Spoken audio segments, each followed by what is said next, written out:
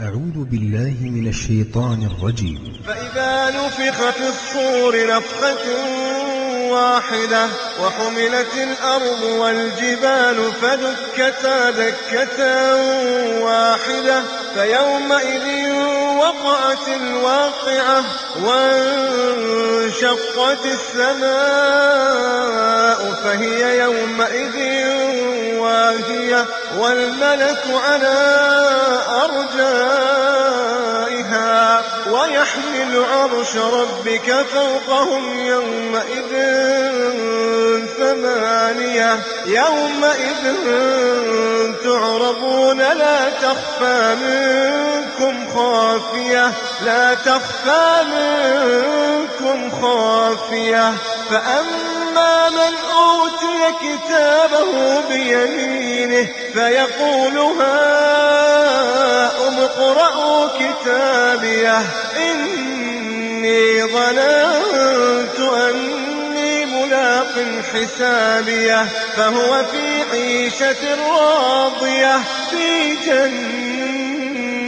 عالية قطوفها دانية كلوا واشربوا هنيئا بما أسلفتم في الأيام الخالية وأما من أوتي كتابه بشماله فيقول يا ليتني لم أوت كتابيه ولم أدر ما حسابيه يا ليتها كانت القاضية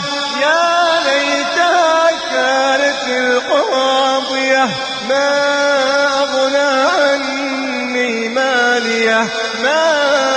أغنى عني ماليه هلك عني سلطانيه خذوه فغلوه ثم الجحيم صلوه ثم في سلسلة ذرعها 70 ذراعا فاسلكوه إنه كان لا يؤمن بالله العظيم ولا يحض على طعام المسكين فليس له اليوم هاهنا حميم ولا طعام إلا من غسلين لا يأكله إلا الخاطئون فلا أقسم بما تبصرون وما لا تبصرون إنه لقول رسول كريم وما هو بقول شاعر قليلا ما تؤمنون